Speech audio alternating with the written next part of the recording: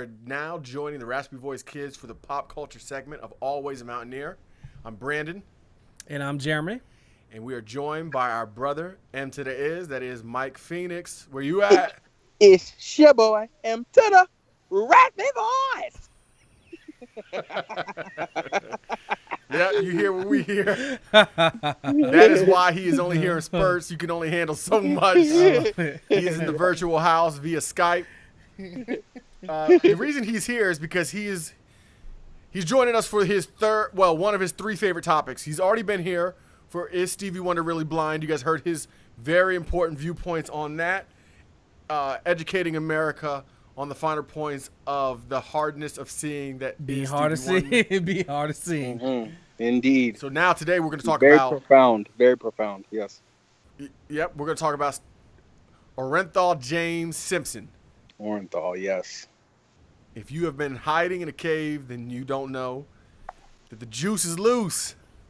He's free. Indeed, he is loose. I mean, he's seeping out, so he'll be out in the beginning of October. But he's coming. It's coming. Seeping. He's ready to go. If there ever was a Florida man, OJ Simpson is that man. Yep.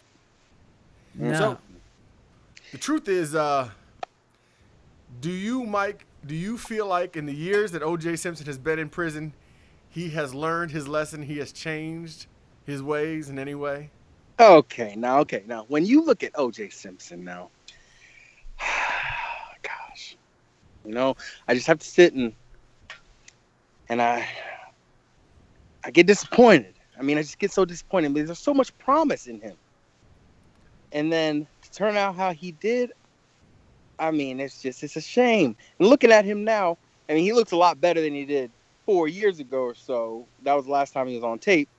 I didn't think he would make it to this parole hearing the way he was looking. I mean, he looked horrible. So stupid. But I don't think he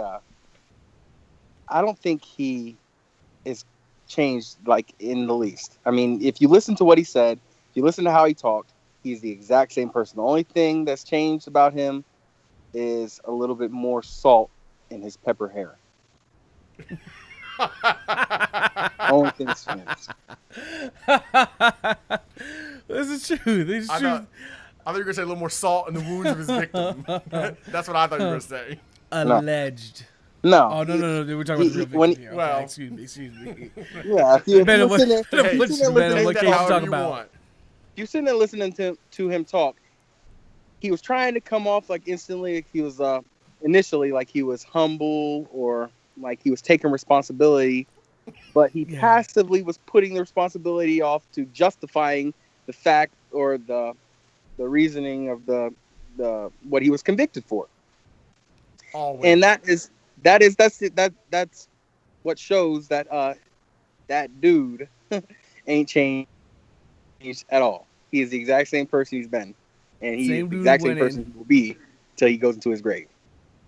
He ain't changed. To say that he didn't see the people brandishing the weapons. So yeah, or that he didn't order it. He knows they had a full out, written out game plan of how they were going to do it. Have you guys listened to the tape? Did you actually listen to the robbery? I mean, you can go on YouTube and listen to the robberies. They were so tough. I mean, he was trying to be as intimidating as possible and threatening and everything. And another thing, which I wasn't even fully aware of this, they stole all kinds of stuff that wasn't his. He was always talking about, I was just trying to get my stuff back. I was just trying to get my possessions, whatever. And he stole all kinds of baseballs. He ain't never crossed over to baseballs and mitts and all kinds of different stuff. So that was nothing but his narcissism, ego, anger, entitlement. Yeah, that's the thing about OJ that's so funny to me is if you watch him, he just lives in a different world than the rest of us. That dude just lives in a straight up dream world. My favorite part is when he says, he's delusional. I didn't live, or he says I've lived a conflict-free life. He said, I've never lived a life of conflict. And I immediately thought, what OJ life have you been involved in? Yep. Yeah. Exactly. Look, if you live a conflict-free life, then how come I can watch all of my Knicks versus Houston Rockets NBA Finals. Okay. Exactly. Look at the square box talking about. No, this didn't happen to none of the Bulls runs. That's that fires me up. All right. So yeah, I mean, it's a big deal. You know, OJ was he was a crossover American sweetheart. You know, first probably one of the first black sweethearts of America. But anyway, they go on and they talk about so much about how 100 million viewers tuned in to the OJ chase and everything. Of course, that many people tuned in because they switched over during the NBA Finals. That goes through me. I mean, yeah, a lot of people would have been interested in it, but they switched over during the NBA Finals. Every channel. Yeah, and so that loses. It loses its power somewhat. Anyone who knows. All right, we're getting off track. Yeah. This is just about the parole. That's a good point, though. I didn't think about it. That's a good point. Listen, we want to make it clear we don't feel sorry for OJ. We do want people to know. Anybody who's confused about this needs to know that OJ has spent more time in prison than the dudes who actually had the guns. And that's my point right there. Yeah, I don't feel sorry for OJ in any way. Nah, I don't. But the dude's been in prison longer than the guys who actually had the guns. He's 70 years old. He gets out, whatever. He owes the Goldmans and the Browns like $30 million. Yeah. He's never going to be able to pay him back. That's my whole thing, though. Like, I feel we need to dwell on that more. The point is the people brandishing the guns are gone and out, and OJ's still in prison. And if you want to say it's because he murdered, Ron Goldman and Nicole Brown Simpson, he wasn't convicted of that, and they actually cannot prosecute him for that. And I mean, that just is what it is. He's doing time for that. Call it, but there's plenty of other people who have not been convicted of murders that we all know they committed. Like Mike said, he's doing time for that. Yeah, he's doing his time for that. And second of all, yeah, spend the rest of his days owed them. He owed doing them. time. He owed them $33 million. Now he owes them $50 million because he ain't paid. He only paid like $2 million. So interest. He's never going to 20 pay him. years. He owes them like $50 million now. He's never going to pay him because the thing is, the truth is, it's really hard to make money. For OJ Simpson, it's really hard to make money because he's been spending all of his time looking for the real killers. Yeah, if you're being honest, he's been spending all his time looking for the real killers. He's been spending so much money and time and resources and effort and sleepless nights. And I just feel like that should be applauded. And I don't feel like he gets enough credit for looking for the real killers. Yeah, yep. Sleepless nights trying to find out who in the world committed these crimes. And that's right up there. It's a travesty. He's been with R. Kelly. He's right up there. It's him and John Benet Ramsey. Oh, yeah, and Natalie Holloway. But I do know who committed the crime. I just know that him and R. Kelly has spent sleepless nights working hard to take care of victims of terrible crimes, and they just don't get enough credit. Everybody's looking for the negative. No. I was already going to say this. R. Kelly, OJ Simpson, and Bill Cosby need to start a members-only club. Members only club, and maybe even Kobe. All right, that's enough of that. Kobe can. Pop culture has gone on long enough, maybe too long. Yeah. All right, but I do want to say this. So, this is a new week. So we have a new beer of the week from West Virginia. This is from Bridge Brew Works. This is their IPA, Mountain Mama.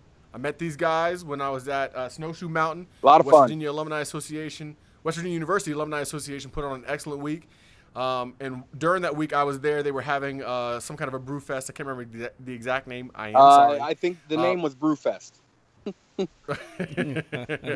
This is an excellent beer, very crisp. I'm enjoying it. We're enjoying it together, actually. Yep.